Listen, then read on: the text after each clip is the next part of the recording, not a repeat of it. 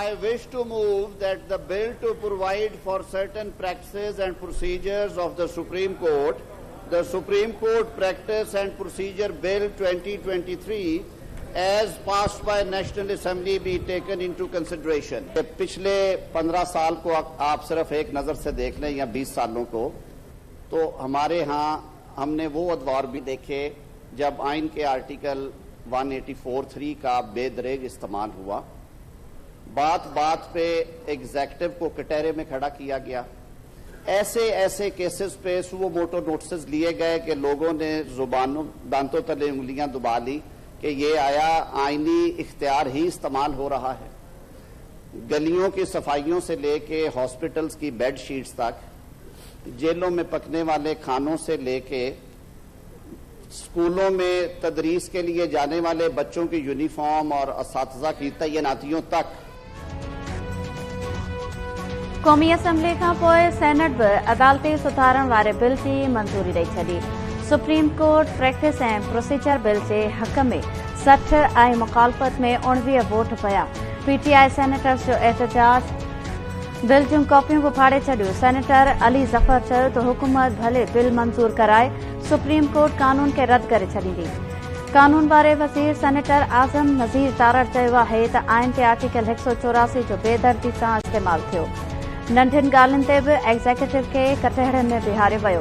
पाण मुरादो नोटिस जे कुझु फ़ैसिलनि सां रियासत खे बि अरबे रुपयनि जो नुक़सान पहुतो। माण्हुनि खे इंसाफ़ फ़राहम करणु रोल मॉडल वारे इदारे में मुशावरत नाहे, उतां बि आवाज़ उथी रहिया आहिनि।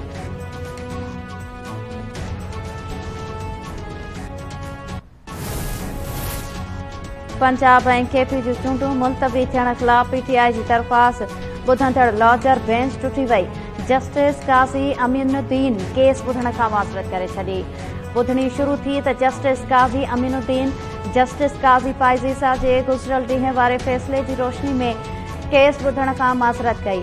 ॿुधणी बिना कार्रवाईअ जे सुभाणे ताईं मुलतवी कई वई। अदालती अमले अॼोकी ॿुधणी जो हुकुम ॿुधाईंदे चयो त जस्टिस काज़ी अमीन जी माज़रत बाद सुभाणे नई बेंच ॿुधणी हलाईंदी। सुप्रीम कोर्ट जी 5 रुकनी बेंच हुजे या फुल कोर्ट, को फ़र्क़ु नथो पवे।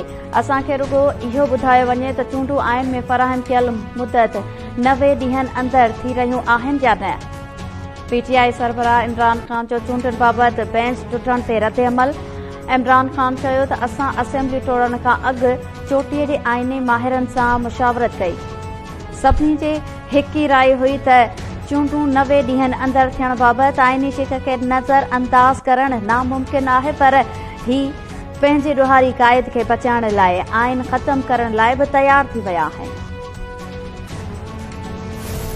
सियासत जो है वो हमारे तक रहने दें, सियासत जो है सियासतदानों के तक रहने दें। द्वारा सियासत जो है वो ऐसे अदारों में ना दाखिल होने दें जिन अदारों के हाथ में तराजू है, जो लोगों की किस्मतों का फैसला करते हैं, जो आइन के मुहाफिज हैं, जिनकी इज्जत हम दिल से करते हैं, जिनका एहतराम हमारे पे वाजिब है। सियासत जो है वो साथ वाली बिल्डिंग जो है जिसमें मैं होता हूँ उसमें रहने दें। बेंच टुटण मां साबित थियो त हिते बि सभु कुझु ठीक नाहे। सियासत खे सियासतदाननि ताईं महदूद रखियो वञे। दिफ़ा वारे वज़ीर ख्वाजा आसिफ चयो आहे त अदालत खे कुझु अहिड़ा फ़ैसिला करणु घुर्जनि जिन सां ॾार भरिजनि ऐं सुप्रीम कोर्ट आइन जो तहफ़ुज़ कंदे नज़र अचे। घरू वज़ीर राणा सनाउल्ला चयो आहे त जस्टिस अमीन जी राय जो एहतराम आहे। मामले जी ॿुधणी लाइ फुल कोर्ट जोड़ी वञे, असांखे कंहिं ते एतिराज़ नाहे।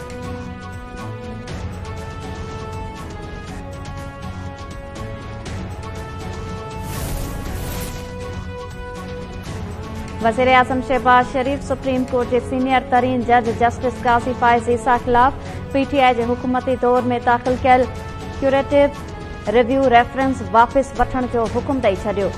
शहबाज शरीफ चयो आहे त जस्टिस काज़ी पाइज़ीसा ख़िलाफ़ क्यूरेटिव रिव्यू रेफरेंस जी अपोज़िशन में हूंदे बि मुख़ालफ़त कई हुई। इमरान न्याज़ी सदर जे आइनी इख़्तियारनि खे ॾोह करण लाइ इस्तेमालु कयो। रेफरेंस में सदर आरिफ अलवी बि इमरान ख़ान जे मददगार तौर कम कयो।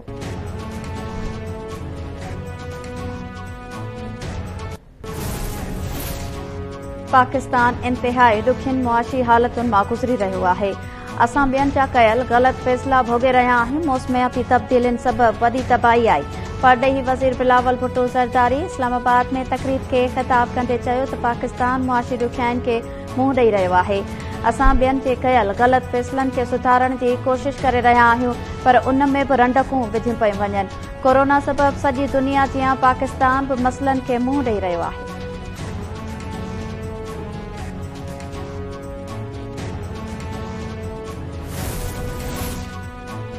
चूंडनि आॾो रंडकूं विझण जी कोशिश थी रही आहे। सुप्रीम कोर्ट जे अख़्तियारनि खे महदूद नथो करे सघिजे। पीटीआई जे वाइस चेयरमैन शाह महमूद कुरैशी ऐं असद उमर चयो आहे त आइन ते अमल कराइण सुप्रीम कोर्ट जी ज़िम्मेवारी आहे। अदलिया ते दबाव विझण जी कोशिश थी रही आहे। अदलिया जे फ़ैसिलनि ते अमल कयो वेंदो।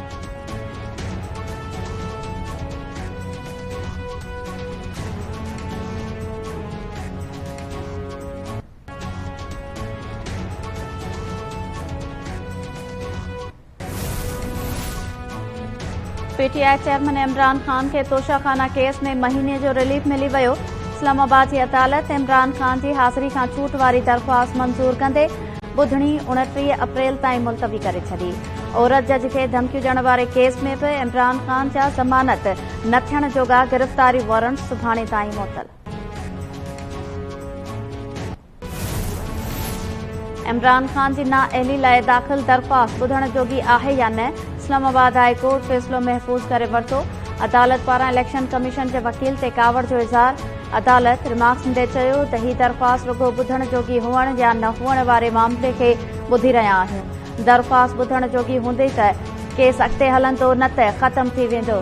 नाअहली जी दरख़्वास्त इमरान खान पारां नामज़दगी काग़ज़नि में मुबैना धीउ टेरियान खे ज़ाहिर न करण ते दाख़िल कराई वई आहे।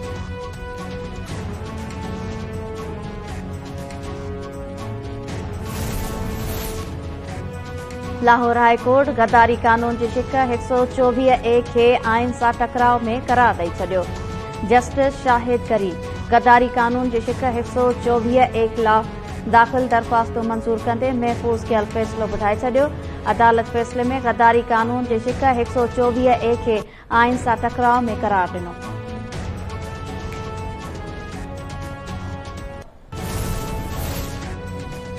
वापडा ख़रीफ जी मुंद दौरान तरबेला 5 मंसूबे खे छोड़ घटाइण जी तजवीज़ ॾेई छॾी।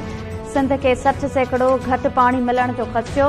इरसा चेयरमैन असजद इम्तियाज़ जी सदारत हेठि इरसा सलाहकारी कमेटी जो इजलास। सिंध वापडा जे मौक़े खे एतिराज़ वारे छॾिया।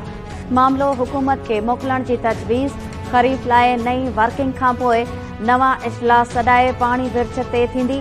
वापडा जो चवणु आहे त तरबेला 5 वारे मंसूबे ते कमु जारी आहे, जंहिं सबबि एतिरो पाणी छोड़ नथा करे सघूं जेतिरो काथो लॻाए वियो हो। पाणीअ जी सतह रोकण लाइ नवां अंग अखर तयार आहिनि। सूबनि लाइ पाणी जो छोड़ घटाइणो पवंदो। ज़रियनि मूजिबि फनी कमेटी जे इजलास में तइ थियो हो त ख़रीफ में पाणीअ जी खोट 25% थींदी। वापडा जे नवनि अंगनि अखरनि जी बुनियाद ते पाणीअ जी खोट 60% ताईं पहुची सघे थी। सिंध मौक़िफ़ इख्तियार कयो त एतिरी खोट बर्दाश्त नथी करे सघिजे।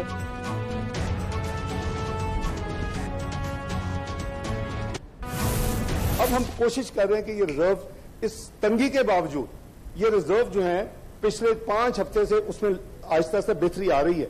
लेकिन जब ये हमारा IMF का एग्रीमेंट क्लोज होगा, जो कि आई कांट से एनीथिंग, मैंने आगे भी कहा all technical discussions are over.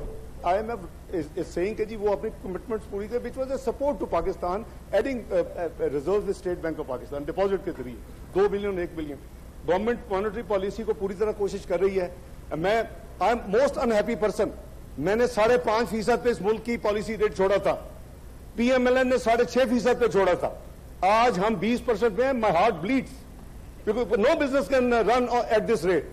तो मैं समझता हूं कि ये सही कह रहे हैं, लेकिन अब वो तबाही जो है ना, 24 आपने फिक्स क्या किया, 24 से 47 है, 47 से आप कहां लेके जाएंगे, 70 पे। खुदा का खौफ करें, इकोनॉमी को तबाह करके रख दिया। अभी आप यार वो बात कर रहे हैं। लेट्स बी ऑनेस्ट, इकोनॉमी पे सियासत बंद कर दे हम। ब्याज जी शरह 20% हुअण ते ख़ुश न आहियां। दिल रत जा गोड़ा रोए थी। ही रेट ते को बि कारोबार नथो वधी सघे। सेनेट में ॻाल्हाईंदे इसाक़ डार चयो आहे त मां 5.5% ते व्याज शरह छॾे वियो हुअसि। पीटीआई हुकूमत मुल्की मैशियत खे तबाह करे छॾियो। मैशियत ते सियासत बंदि करे मिसाके मैशियत कई वञे। सेनेट इजलास दौरान डिजिटल आदमशुमारी ते बि बहस। वफ़ाक़ी वज़ीरनि ऐं सेनेटर्स पारां आदमशुमारी जो अमल शफ़ाफ़ बणाइण जो मुतालबो।